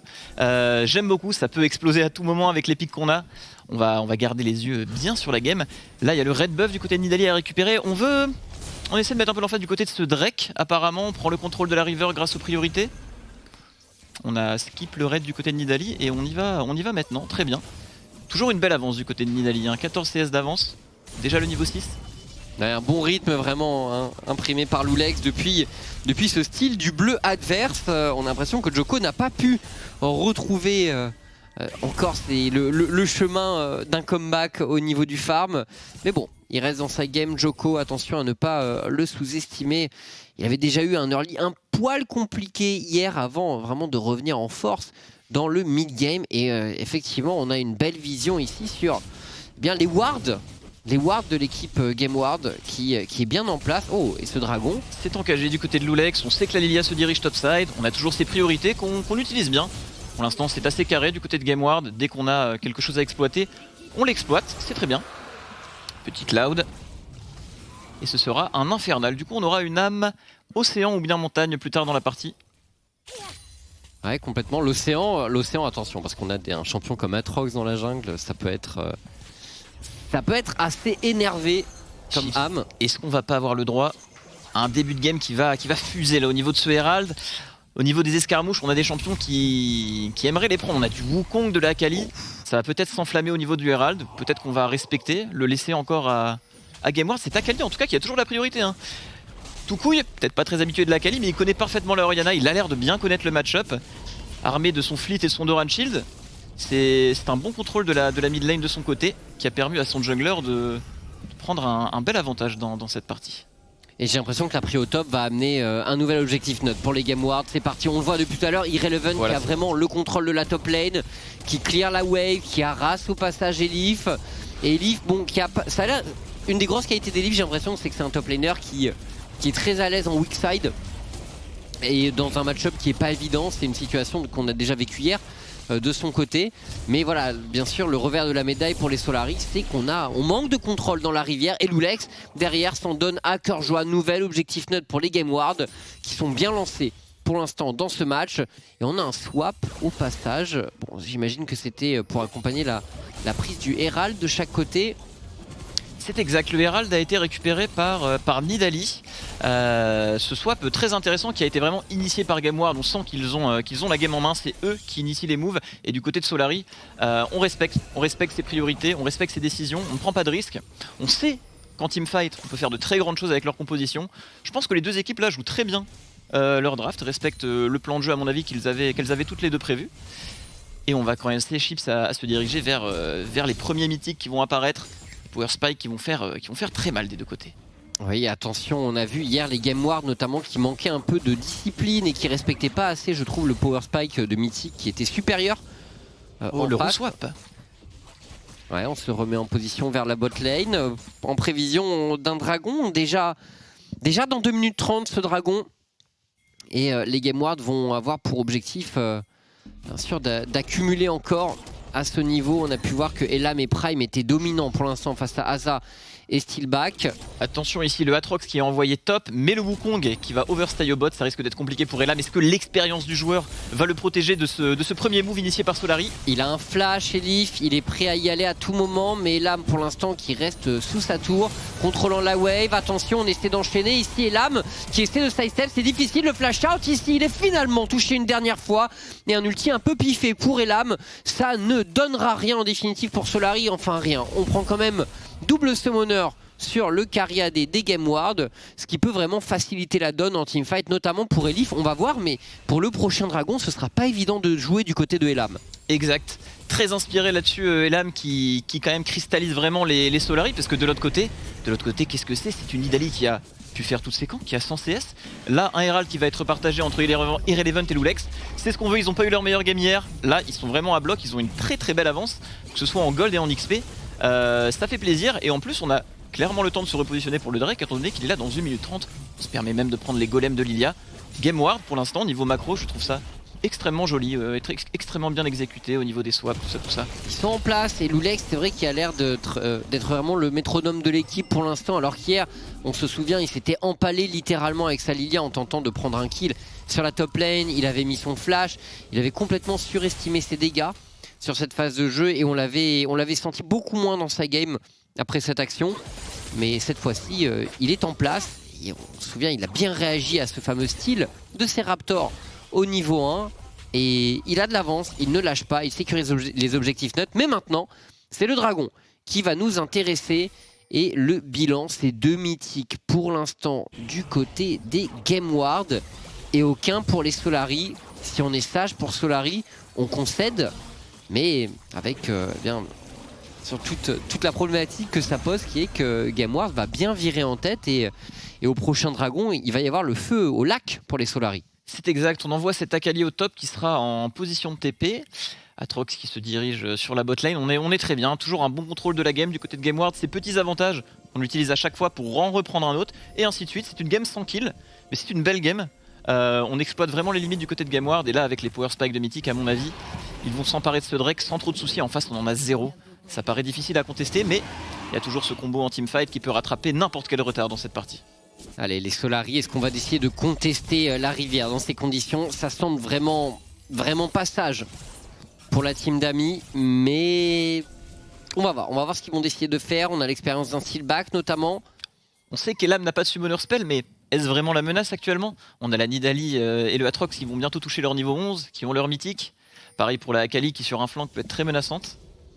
C'est délicat pour Solari. À mon avis, on va devoir concéder encore un peu plus. Hein. C'est le choix le plus optimal sur le moment. Ouais, et puis c'est même pas comme si les Solari avaient une ward vraiment bien positionnée dans le dos qui pouvait permettre un flank un peu magistral du Wukong. Là vraiment on va devoir rentrer dans la rivière et exposer son jeu d'entrée.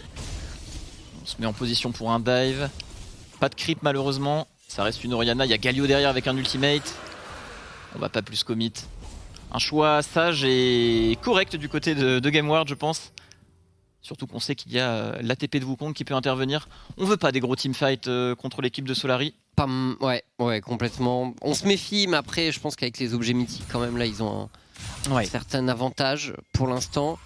Et tu le disais, Irrelevant qui est toujours très bien dans son match, le niveau 11, il a cette avance d'XP qui, à chaque fois, va le mettre en position très favorable, je pense. Attention, Toucouille qui trouve le cancel finalement, et le duel qui va s'engager entre les deux joueurs.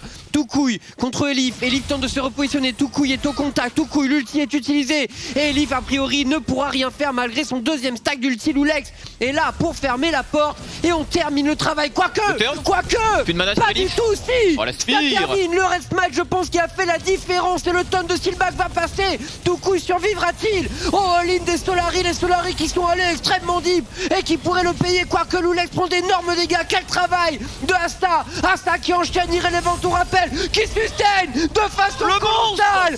Avez-vous vu l'impact de ce Gordrinker? Cet Atrox dominant dans le fight qui se fait respecter. Ce n'est pas terminé. Toucouille qui vient pour un second round. TP Toucou qui vient récupérer cet excellent Irrelevant. On en parlait de ce joueur. Oh, c'est beau ce qu'il nous fait, Toucouille. On ne loupe pas les skill shots et on vient sécuriser le double kill, 5 kills à 1 en faveur des GameWard et les Solari qui tombent loin derrière Marex. C'est excellent, on utilise vraiment les forces du côté de GameWard. Moi je pensais que c'était terminé, je pensais que ce Atrox avait trop commit, mais non. Le Gordrinker, le niveau 11, le Sustain, le Conqueror, c'est jamais terminé. On prend même une tourelle au niveau de la mid lane. Il n'y a même pas eu besoin de la bot lane, c'est magistral du côté de GameWard. Regardez, Alistar et Atrox, et Alistar et Aphelios n'ont même pas une assist. Très bel engage du côté de Toucouille. On savait qu'on avait ce fight en main. On a vu ce Wukong qui n'avait plus de mana. On a essayé vraiment de rattraper tout ça du côté de Solari. On s'est dit, Wukong survit, pourquoi pas un petit ulti? Malheureusement ça a été très bien joué derrière du côté de GameWard. On joue le fight en plusieurs temps. Très belle spear de Lulex, First Blood. C'est très beau, et là Irrelevant. Ah, le Atrox qui déploie ses ailes véritablement dans ce moment. Et regardez ce niveau de sustain ici. Regardez ça, regardez! Ah là là, 1042 HP, pas d'anti-heal sur ce coup de Gordrinker, ça fait très mal. Ça donne des resets sur le Atrox. Et non, l'anti-heal il était du côté du Wukong qui était mort. Exact.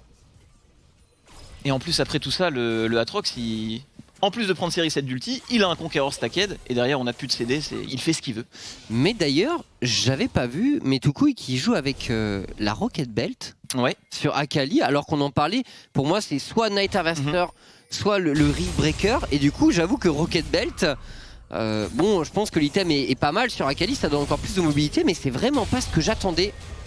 Et Elif qui a du mal à se faire une place dans ce match, j'ai l'impression. Après, Irrelevant, peut-être que cette fois-ci, on est allé un poil trop loin, mais c'est Atrox. Et regardez ce sustain encore une fois, et malgré la marque du bourreau du Elif, ça ne suffit pas. Irrelevant qui sustain et Lich qui va tomber. Attention à cet engage, Prime qui est en place, Tuku qui suit également. Les Gameward qui sont extrêmement énervés sur cette phase de jeu. Attention au focus de la tour, mais le kill est pris sur un Steelback qui aura absolument tout donné sur cette phase de jeu. 8 kills à 1, les Gameward s'envolent.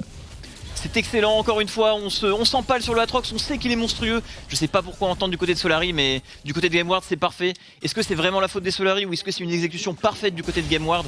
J'aurais plutôt dit exécution parfaite du côté de Gameward. C'est très très beau ce qu'il nous propose dans ce match, que ce soit niveau macro, niveau micro. C'est vraiment sans défaut jusqu'à maintenant une très belle game de leur côté. Ça joue du côté des Gameward et les Solary qui m'ont l'air assommés pour l'instant. Ça y est, les mythiques arrivent. Mais on a pris une sauce colossale. Et là on revoit Irrelevant, on sait qu'il va avoir un Gore Drinker, il le sort, il y a le backup derrière. Il a failli tomber mais ça n'a pas été suffisant. Ouais, Elif qui essaie des jukes, et on va jusqu'au bout, se donner. Flash de Prime. On connaît ses limites du côté de Gameward. Tuku qui tank la tourelle pour ses alliés. On ne laisse personne tomber. C'est très très beau. Et Elam qui n'a toujours pas sa petite assist mais qui évolue avec son Aphelios. C'est quand même une menace late game. On a moultes options du côté de Gameward avec ce troisième Drake qu'on va sans doute récupérer. Est-ce que la Solary va pas tenter un tout pour le tout en se disant qu'après ce sera peut-être trop tard pour revenir dans la game? La réponse dans quelques instants prend la river du côté de Gameward, on est sur une ward je crois. Solary en position, peut-être le combo teamfight qui part, le taunt après la shockwave. Il n'y a pas assez de dégâts, on n'arrive pas à one-shot quelqu'un, Akali qui va peut-être retourner dans le fight. Regardez le Aatrox qui ne meurt pas, le Aatrox qui sustain tout simplement. Et Elif en difficulté, back également, le flash-in de Elam qui vient terminer le travail à grands coups d'Infernum. Les armes parfaites pour le teamfight là, du côté de Elam, quoique Gravitum, pas forcément la meilleure, mais le lance-flamme peut faire la différence dans un couloir dans lequel étaient bien entassés les Solary. Et j'ai l'impression que là, pour le Solary, on n'arrive pas à trouver de solution. Les teamfights sont trop difficiles. On se fait one-shot et on n'arrive pas à gérer cet Aatrox. On a peut-être besoin d'un peu plus d'anti-heal. Quoique on en a deux, ça suffit. Mais il a trop d'avance désormais en fait. Il n'y a plus que lui, tout le monde paraît menaçant. Hein. Même le Alistar en flank. Ce qui est dingue du côté de Gameward, c'est qu'il joue parfaitement les... Oh, on voit une petite engage ici. Elle du rideau du côté de Jhin, on va essayer de les attraper. Ça me paraît compliqué. Du backup derrière, immobilisé, la Spear qui touche. Kill sur Lulex, Tuku qui continue, qui voulait terminer. Flash sur Scarlet, Irrelevant, il l'attrape. Oh, Scarlet qui va tomber. Également, c'est difficile pour les Solary là qui tentent de se réveiller dans ce match. Mais honnêtement, il n'y a aucune pitié du côté des Gameward. Ils font bien, il faut bien comeback à un moment du côté de Solary, mais du côté de Gameward, on ne laisse aucune place au hasard. La moindre erreur, la moindre ouverture est exploitée, c'est extrêmement bien joué. Et ce que j'ai beaucoup aimé sur le fight dans la river bot side du côté de Gameward, c'est que même en team fight, il le joue parfaitement. À chaque fois qu'il y a un potentiel wombo combo, on recule, on joue le fight en deux temps grâce à la mobilité et on ne laisse vraiment aucune chance. Enfin, c'est pas comme si on envoyait quelqu'un pour mourir au niveau du Alistar, personne ne meurt en team fight, c'est... Ouais, surtout Irrelevant qui est vraiment ingérable en frontline et regarde les choix qu'il a fait finalement. On décide de partir Sterak, donc vraiment on joue ce rôle de frontliner à fond avec tout le sustain de Aatrox et les Solary qui tapent sur un mur. On a l'impression, oh, le héros de la faille qui est... D'accord, il part de loin celui-là, mais ça va permettre peut-être une accélération au niveau du baron. Ils y sont les Gameward. On ne perd pas de temps. Vision Solary, pas de vision Solary, pas de ping. Est-ce qu'on s'en doute pas du tout? Est-ce qu'on peut ne serait-ce que accéder à cette jungle topside? Est-ce que Tuku ne va pas venir et tous les récupérer avec ces deux items ennemis?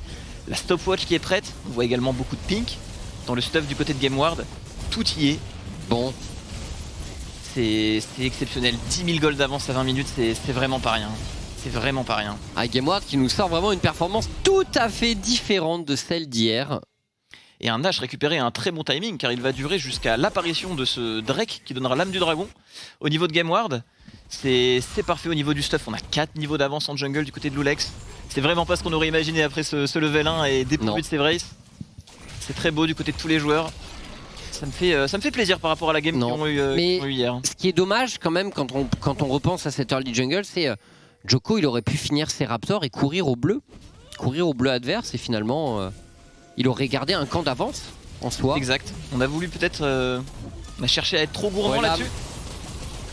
Et l'âme qui va être un peu contrôlée, le lever de rideau, mais regardez Toucouille qui fonce dans la mêlée et qui empêche Assa de s'exprimer avec son virtuose. Les dégâts sont colossaux, Djoko est forcé de flash out in extremis et ce n'est pas terminé. Le show Game Ward est en place, Irrelevant qui se balade sous la T3 comme si il était dans sa propre base finalement. Elif également qui tente d'amener de la vie du côté des Solari, mais il ne pourra pas faire la différence. Game Ward qui explose complètement la team d'Ami sur ce teamfight.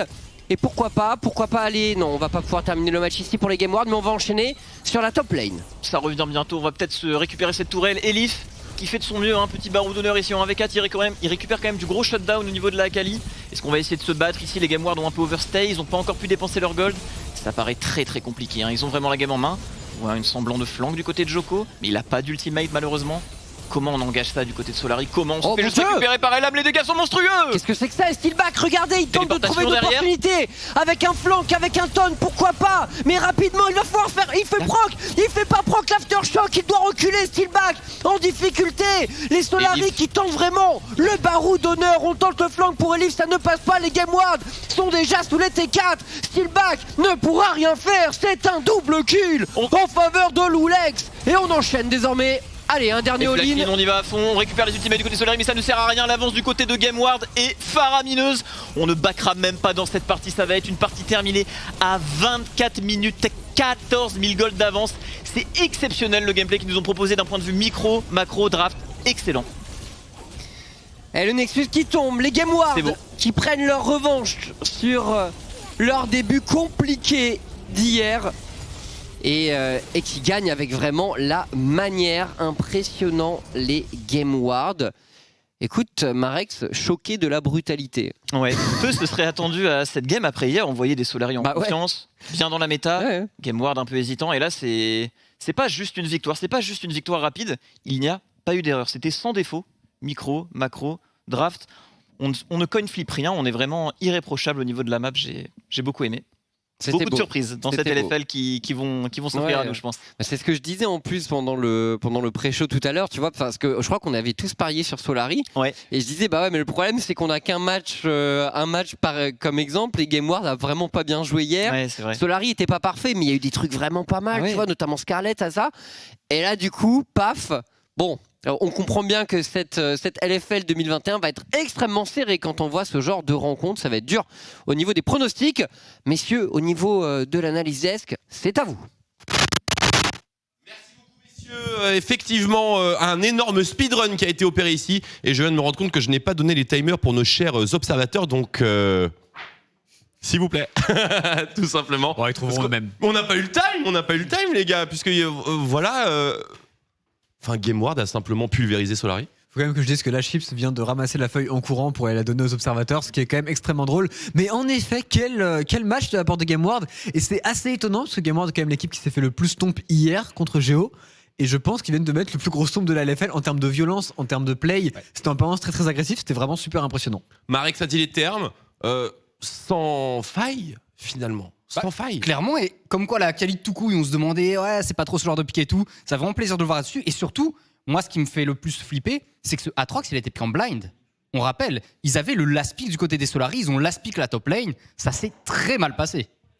Gordrinker, on en parle sur le play top lane? Alors, on va en parler, on va revoir les images, donc on aura l'occasion d'être à nouveau scandalisé. Ne vous inquiétez pas. Mais il faut qu'on parle avant ça de tout ce qui a mené l'avantage des Game Ward.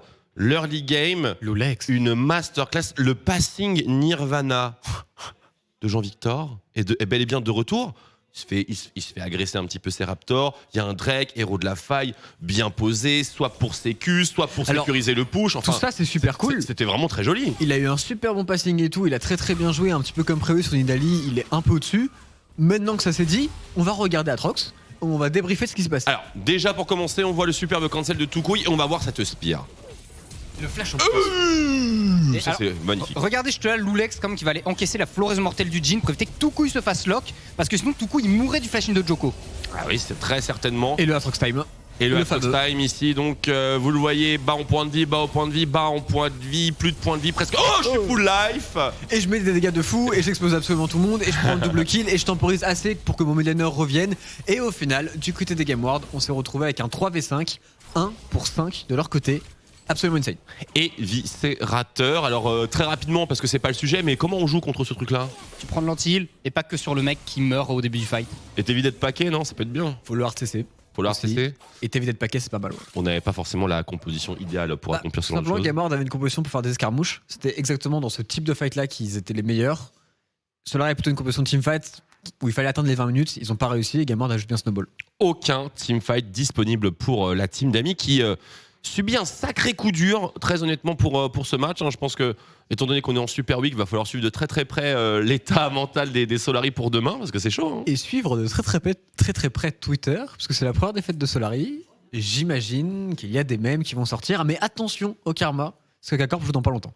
Voilà, si K-Corp avait déjà joué, gagné, et qu'ensuite c'est Solari qui se faisait exploser, bon... Effectivement, ça aurait été 100 fois ni loi. Pour le reste de la game, finalement, ce sont ces mêmes escarmouches comme ce qu'on a vu top lane qui se sont répétées ailleurs et ailleurs et de plus en plus one-sided pour les game wars. Bah, complètement, mais t'es dans une game où tu snowball, je veux dire, t'as Akali, t'as Atrox, t'as de l'avance dans ta game, tu peux rien faire en face. Ce que t'as en termes de damage output et ce que tu voulais setup en fight, c'est Wukong qui rentre dans la mêlée, puis on a un Galio, on a une Orianna avec une shockwave. Galio, ça met 0 dégâts, elle est juste là pour setup des dégâts, que ses potes n'ont pas, parce que l'Orianna met 0 dégâts avant d'avoir 2-3 items. T'as un Wukong qui est en retard dans sa game, du coup il te reste quoi? Rien. Pas grand chose. Qu'est-ce qu'on aurait fait ici, mon cher Tréton? Parce que cette game, on a l'impression que les Solari n'avaient absolument pas le contrôle dessus, du début à la fin.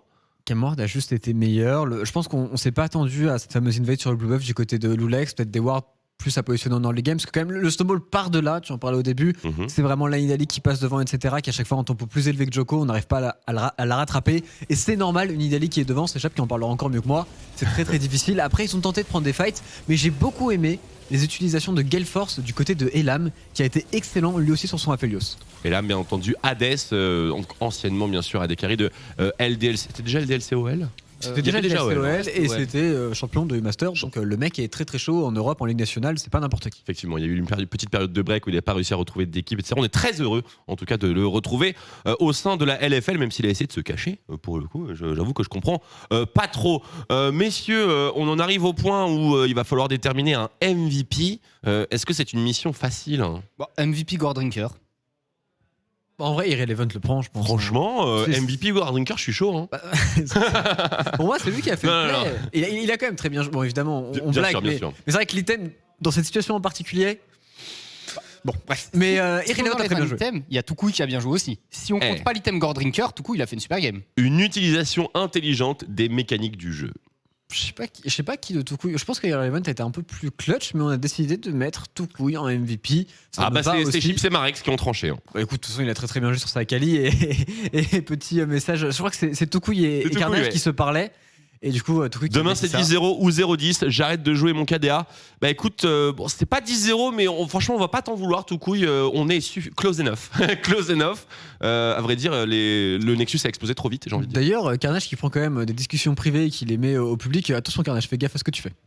Oui, après, il faut bien couper et puis surtout, je pense que votre conversation doit être sympa. Oui, justement, mais pas les nôtres. S'il te plaît, Carnage, on va avoir des problèmes. Je pense que ce serait exposed. Et pour le coup, on remercie au passage Shox, qui pour le coup nous a refait un big up. Je suis assez déçu qu'elle t'ait pas recartouché. Je pense que. Non, elle a dit que notre plateau était très très beau et elle a dit allez les gars. Except Triton, non? Except Triton. Non, il y a pas de. Why is there Triton on the plateau? Non, elle était contente. Merci au passage. Non, vraiment merci, c'est cool. Je vais totalement soudoyer Laure pour qu'elle te fasse des masterclass. Hey! T'as soudoyé Memento pour qu'il se moque de ma chevelure. Je peux te dire que toute l'Europe va se foutre de ta gueule cette année. Toute l'Europe. J'ai même soudoyé Faker, je pense. Honnêtement, je suis assez chaud. Là, comment ça, t'as dit que j'étais washed up et tout? T'es mort cette année, t'es mort. Alors, l'interview commence, ça avance. Toucouille est ready. C'est lui qu'on accueille justement sur le plateau pour la première victoire des Game World. Première victoire sous ce superbe maillot. Toucouille, Bébou, bienvenue sur le plateau. Félicitations pour la victoire. Comment ça va? Tu vas bien? Ça va, écoutez, merci à vous. Attends, avant que l'interview commence, j'aimerais dire à Carnage que je vais lui coller un procès au cul. Donc, écoute, il y a déjà beaucoup de trucs sur lui. Il fait pas mal de bêtises, mais on ne manquera pas de lui rappeler que voilà. Exposer des conversations privées, c'est évidemment pas glop. Quelle masterclass, Toucouille. Alors bien sûr, on était un petit peu inquiets hier soir puisque vous n'avez pas eu l'air d'avoir trouvé votre jeu, mais bon Dieu qu'aujourd'hui était différent. Il y a beaucoup d'éléments qui ont bien roulé en leur faveur, mais raconte-nous un petit peu ce que ça fait de jouer cette petite Akali là. Ça t'a mis bien? Bah, c'est un peu le jour et la nuit par rapport à hier, ça, c'est sûr. C'est que là, je crois que le Stomp qu'on leur a mis, on s'est pris le même hier, voire en plus violent, je crois. Donc on est content d'avoir gagné, quoi. Et je pense qu'il y a une grande partie qui s'est jouée dans la tête, comme Carnage l'a mis, même si légalement il n'aurait pas trop le droit. Ouais. C'est que je trouvais qu'hier j'étais vraiment pas assez décisif, mais là, bah, on est content. Plutôt décisif, et en plus de ça, t'étais pas tout seul. Ça a commencé avec une très belle démonstration de Loulex, justement le passing Nirvana. Tu sais, il a une grande réputation, Loulex, dans des temps anciens où tu n'étais pas encore sur la scène professionnelle. Est-ce que tu peux nous parler un petit peu de ce retour de Loulex? Comment ça s'est passé pour toi? Parce que c'est quand même ton jungler, donc c'est quelqu'un d'important dans ta vie. Quelqu'un d'important dans ma vie, ouais. Non, excusez-moi, ça m'a fait rire. Non, Loulex, c'est... Bah, pour le coup, je dois avouer que je suivais pas beaucoup la scène quand à l'époque où il jouait. Du coup, je me rends pas compte un peu du palmarès qu'il avait, mais je sais qu'il a joué pour G2. Donc, quand tu as joué pour G2, c'est que normalement, tu es censé peser, ouais. À la même époque, quand même. Hein. Bah, tu te calmes, toi déjà, tu te calmes, le zoomer. Bah, je sais pas, il est plus ou moins en train de flame ton jungler, quoi. Je vais lui donner la parole, mais écoute, moi, tout coup, c'est par rapport à ton champion pool. On t'a vu jouer Akali, on ne voit pas souvent jouer des mêlées. Est-ce qu'on peut s'attendre à te voir jouer d'autres champions que Orianna, Syndra, Zoé, sur lesquels on te connaît déjà très bien? Je jouais tout ce qui est méta, mais là, en ce moment, Akali, ça m'a l'air vraiment fumé. Donc, bah, je peux la jouer, donc je l'ai joué. Mais j'avoue que c'est rare que je la sorte. J'aime bien le ça m'a l'air après avoir turbo stomp la game avec. Mais en parlant de turbo stomp, alors t'as vu un top laner qui a l'air aussi assez efficace. Du coup, je voudrais ton avis personnel sur l'item Gore Drinker. Alors, bon, bah, Gardoum, super main top, tu dois connaître en plus, Gore Drinker, tout ça. C'est un item très balance, mais c'est fine parce que Riot a up l'antil. bah, on est bien d'accord avec toi, mon cher Toukoui. Tréton, t'avais un truc à ajouter, Pour une vas-y. question un petit peu hors jeu, comment ça se passe avec Game War? Est-ce que tu es content avec la structure, etc. Est-ce que tu es content aussi de vivre au quotidien avec Prime, puisque de ce que j'ai compris, vous êtes en colocation? Ouh. Franchement, Game World, c'est vraiment super. Et je sais qu'ils ont fait un super effort sur les apparts. Genre, on a un truc qui est vraiment super beau pour deux. Et alors, je te gâche pas que hier soir, rentrer, être en PLS et voir qu'on a un bel appart et tout beau, tout propre, ça rebooste le moral. Ça met bien. Le cadre se passe bien parce qu'évidemment, t'étais dans une situation de type superstar au sein de Gamers Origins quand même. Hein. On parlait que de toi et à raison. Ce changement de maillot, bien sûr, il t'a peut-être inquiété. Mais raconte-nous un petit peu comment ça s'est passé, comment tu te sens au-delà, bien sûr, des infrastructures. Mais voilà, changement de maillot, comment est le Game World Toukoui? Bah, je suis un peu plus sombre comme on. Dark Toukoui. Bah écoute, à part ça, effectivement, t'as pas l'air d'avoir changé, t'es toujours aussi joyeux, donc on est bien sûr extrêmement heureux pour toi. Je me permets de glisser un truc, si vous avez des fats apparts, j'en cherchais en ce moment, donc s'il y a moyen de moyenner contre des votes toute la saison. Ça me pose pas de problème, ça me pose pas de problème. Ok. Et en vrai, je suis allé dans les locaux Game World, ils sont ultra cool leurs locaux. Hein. Bah, Ils ont genre salle de sport à l'intérieur, salle de massage. Moi, un tout ça, vote toute c'est la feu. saison, je suis assez chaud. Mais on est où là? Écoute, on fait du bise ou pas? On est professionnels ici. Oh, moyen. En tout cas, Toukoui, on te remercie vraiment d'être avec nous et d'apporter justement ta bonne humeur. Vous avez une dernière question avant qu'on puisse libérer ce midliner star qui est bien trop swaggy pour nous? Le match de demain, t'en attends quoi, Toukoui? Parce qu'on est au début, on est dans une super week, donc c'est très demandeur, je pense, physiquement et mentalement. Ça veut dire qu'il vous reste un troisième match. Comment tu l'appréhendes? Donc, aujourd'hui, contre LDLC, hier, ils ont un peu fait comme nous hier, c'est-à-dire qu'ils se sont fait ouvrir en deux. Donc, voir ce qu'aujourd'hui ça va donner, mais c'est dur vraiment de juger avec un seul match, mais on va être là, on va essayer de tout gagner. On va essayer de jouer comme on a fait aujourd'hui. Et on va tenter de... Je me glisse dans l'opportunité donnée Vas-y. ici. Du coup, c'est LDLC contre Géo aujourd'hui. C'est ton ancienne équipe Géo. Comment tu vois le match? C'est super compliqué à pronostiquer, honnêtement. Pas le dunk de bois, Toukoui. Je pense que même pour vous, ça doit pas être facile parce que les équipes sont un peu à un niveau similaire. Ouais, c'est pas Et facile. en plus, on n'a pas eu beaucoup d'infos. Et même les teams un peu se découvrent entre elles. Donc, je dirais pas qu'on lance une pièce et que c'est pile ou face, mais ça y ressemble. Que le meilleur gagne, hein, tout simplement. On va pas se compliquer la tâche plus que ça. Bah écoute, Toukoui, on va simplement te remercier pour ton temps, te laisser profiter de la victoire et préparer justement le match de demain. Bien sûr, comme d'habitude, les derniers mots sont à toi. Si tu veux lancer des big up, flame quelqu'un, enfin, tu es le roi, Toukoui. Merci à tous du soutien et fuck Carnage. Bah écoute, il dit qu'il t'adore. Donc voilà, le message est passé. Merci beaucoup Toucouille. Nos salutations à tout le staff et encore félicitations à toi ainsi qu'à toute l'équipe pour cette véritable masterclass que vous nous avez offert en premier match de cette soirée. Ciao, ciao. Ciao, ciao, des bisous, ciao, ciao. Ciao, ciao, Toucouille, toujours un plaisir. Hein. Il est extrêmement sympa, évidemment, sous les LFO sur Twitter, etc. C'est facile. Toucouille, bon, je sais pas exactement c'est quoi son hâte, mais n'hésitez pas, il est très très cool. Bah voilà, c'était marqué. J'imagine que ça va être spammé dans le chat aussi. Et j'espère que Toucouille nous fera toujours du spectacle durant toute la saison. Mais c'est fou, ça fait tellement plaisir. Tu parlais tout à l'heure en mode, ouais, le papa qui a vu des gens de la Div 2 et tout, mais Toucouille, à l'époque, j'avais connu avec la MIF et il venait d'arriver dans LoL. Enfin, il avait stoppé, parce qu'il avait été avec toi il y a longtemps finalement chez BTR. Oui. Et mes mots exacts, quand il a stoppé, je lui ai dit tu es très con. Puisque le fait de stopper alors qu'il a un talent comme ça, c'était vraiment pour moi un choix inconcevable. Et je suis très content qu'il soit de retour sur la scène. C'est un mec qui se dit il est trop fort, mais il stoppe, il revient, il est au plus haut niveau, il est sur la LFL. C'est pour ça que c'est un plaisir vraiment parce que on les voit évoluer année après année. Toi, t'es en train de nous dire qu'on te doit Toucouille là ? Non, parce que c'est lui qui a fait le choix. Mais moi, j'ai justement pas réussi à le faire rester. Et il a pris sa failli nous enlever Toucouille. Non, j'ai tout donné pour le faire rester. Il a pas voulu, mais il est revenu 6 mois après. Comme je l'avais dit. Il joue avec Tréton, il arrête LoL. C'est un petit peu chelou quand même comme histoire. On a les stats de fin de partie, me semble-t-il.